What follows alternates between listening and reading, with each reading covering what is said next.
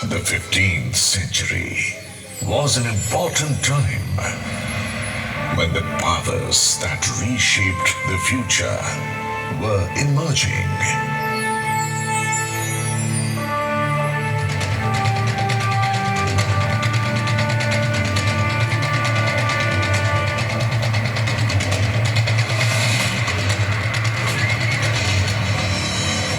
Lodi dynasty took over the throne of Delhi.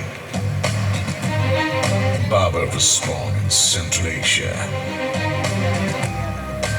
and pride of Rathors, Rav Jodhaji founded the city of Jodhpur by laying the foundation of Mehrangarh Fort.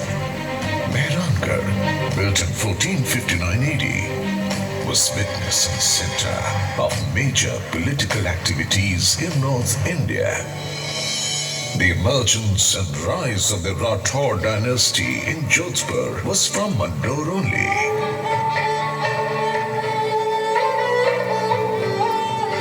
In the northwest direction of Mehrangarh, after traveling for about 9 kilometers, I will welcome you with the remains of my fort. I am the fort of Mandor. I'm so ancient that I do not even remember who built me or when was I built. Even today, coins of the past, temple remains, archways, pillars and exquisite sculptures continue to be found from Mandor. All the symbols of ancient India have been preserved in the Mandor Museum, just as I have preserved many tales in my dilapidated remains. The city of Mandor, surrounded by the hills of Aravali and the worship land of sage Mandavya, was also known as Mandavyapur. The Nagavanshis ruled here during the Mahabharata period, after which the Gupta dynasty ruled it using their muscle power. During 4th and 6th century, the Huns arrived and the Paramaras increased their splendor. Marwad expanded most during the Parma period, and that time Marwad was also called Navakoti Marwad. While the Pratiharas established their empire and increased its opulence in the 7th century, come with me in that bygone era when swords used to blaze here. The battlefields would vibrate with the sound of drums. The brave hearts would bellow, and the sky reverberated with the shouts of the Runbuckers.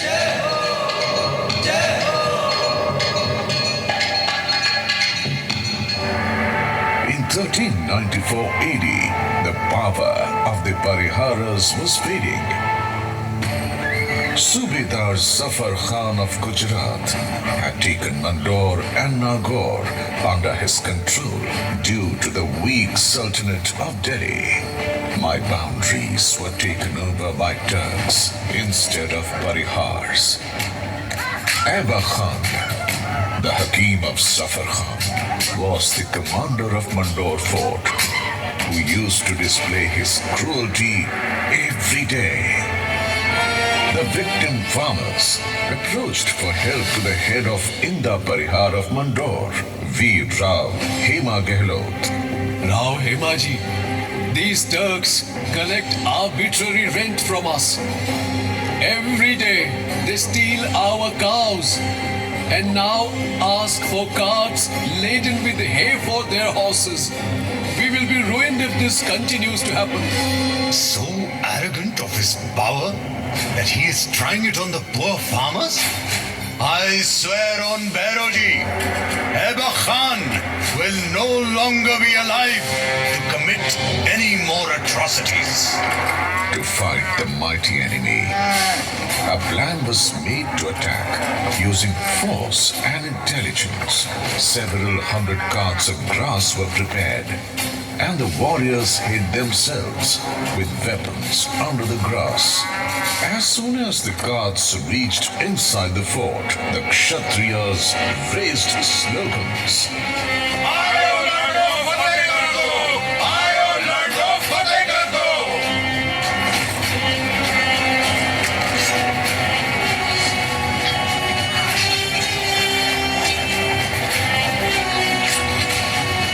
Turks did not even get a chance to recover from this sudden attack. When the majestic swords of brave Hema Gehlot, Samar Shur Rav Chunda Rathod, and the heroes of Marwad waved, the heads of the enemies were piled up. In memory of this victory, Rao Mahotsav is still celebrated in Mandor.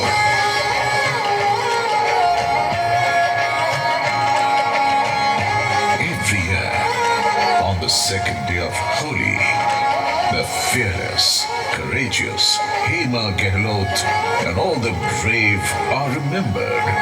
Baba Bhaironath Ji is worshipped, with whose blessings Veer was victorious. Even after the Mandor conquest, Inda Parihar remained worried because the city was surrounded by enemies. And then he decided to hand over the kingdom to the powerful Rathod dynasty. Rai Dhaval, the head of Inda, got his daughter married to Rao Chunda and gave away Mandor fort as dowry. Rao Hema Gehlot crowned Rao Chunda, and Bhato sang the anthem of Mangal.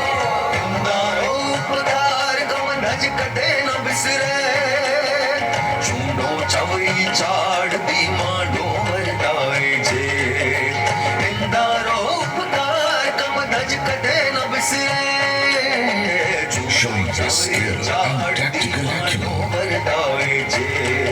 Rao Chunda expanded his empire and made Mandor the capital of Marwad. Rao Chunda attained the martyrdom in the Battle of Nagaur in 1423 AD, and his son Kana, Rav Ranmal, took over.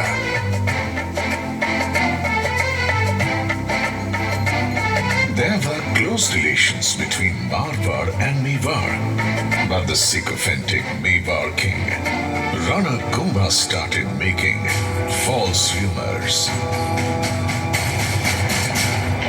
Rana, I do not like Rao Ranmal's intentions. He wants to grab your kingdom. They just consider one side and just not bother about the other one. A sweet relationship was being poisoned with doubt and distrust. In 1438 AD, Rav Ranmal and his son Jodha were in the fort of Chittor. Ranmal realized some conspiracy and sent his son Jodha out of the fort. Following his father's orders, Jodha reached the foothills of Chittorgarh. Then a dome caught the attention of Jodha, who was singing a couplet.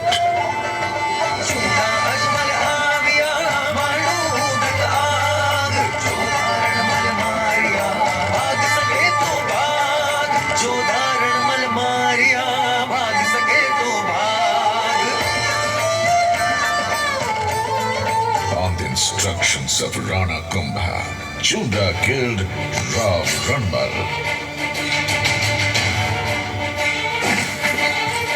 Taking a vow to avenge his father's murder, the young Jodha marched towards Marwad, but Chunda continued to follow him. He was the uncle of Rana Kumbha and the old enemy of Marwad. The vast army of Mewar was after Jodha's life, and the young Jodha was fighting them along with his 700 loyal fighters after fighting against all odds. When Jodha reached Mandor, he was left with only 7 soldiers. But Chunda reached here too.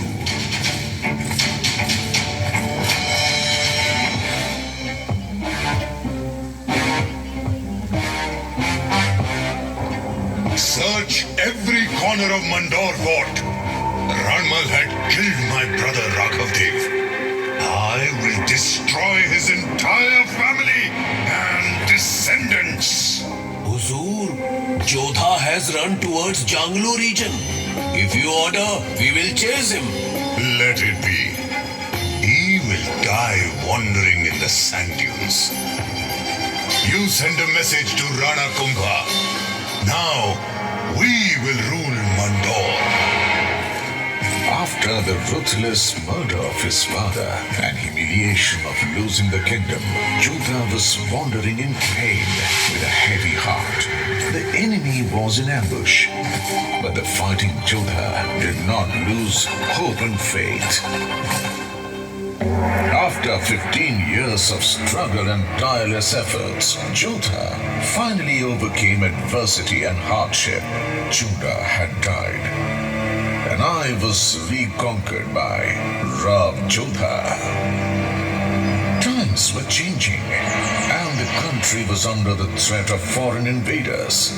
In such a situation, instead of fighting with each other, Marwad and Mewar made a treaty.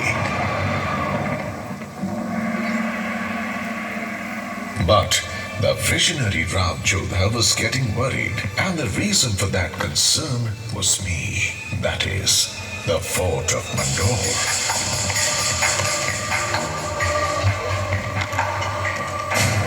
What are you thinking, Rauji?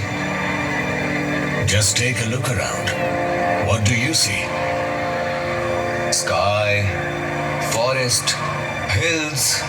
These hills are the cause of my concern. Several hundred years ago, these were very high, and it was difficult to reach the fort. But heavy rains and dust storms have reduced their stature.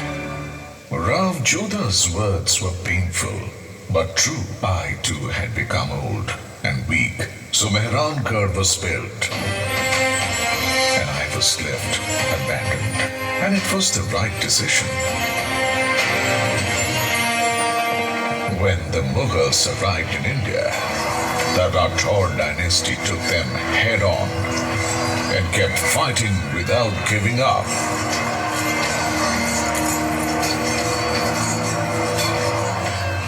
The history of Jodhpur is full of inspirational and heroic stories. All those immortal heroes, through their sacrifice and patriotism, have made Jodhpur shine.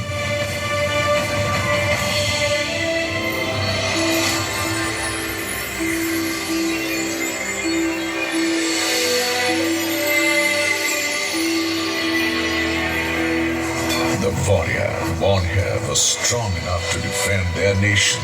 Their patronage ensured the happiness and prosperity of their subjects. Only few individuals are aware that delicate feelings can also be found within tough warriors. These sword-wielding soldiers who adhered to the royal faith also loved invention and the arts, which are still practiced today and add to the splendor of this region.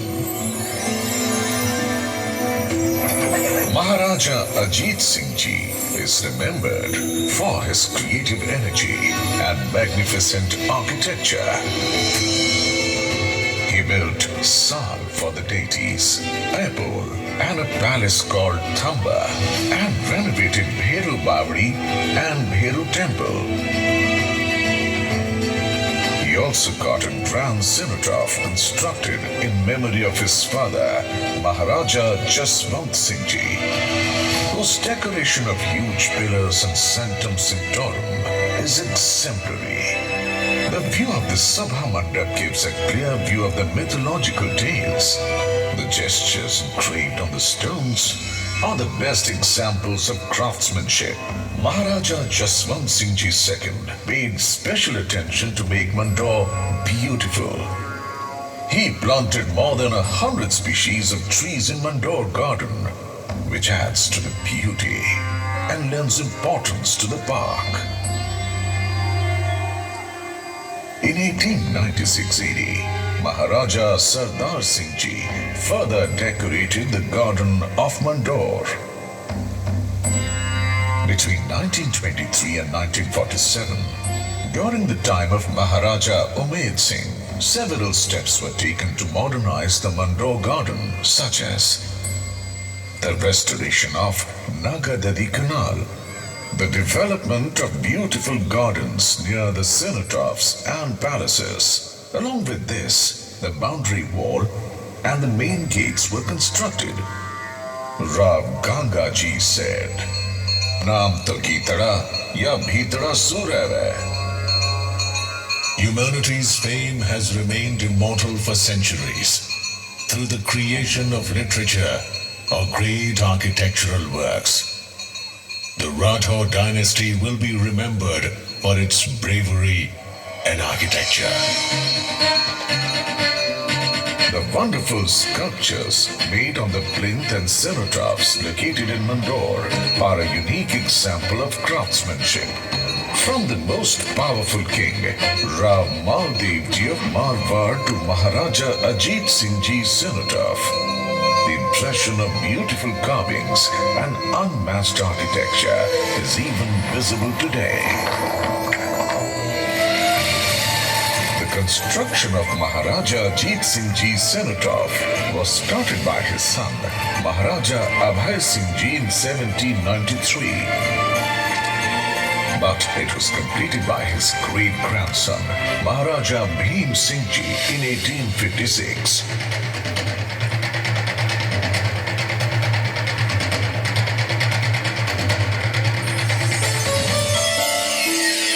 It is not only the most exquisite cenotaph in all of Rajasthan, but preserves its artistic integrity and is an excellent illustration of the period's craftsmanship. This cenotaph highlights the significance of Shaivism with its 4 magnificent gates and 4 Sabha Mandapas.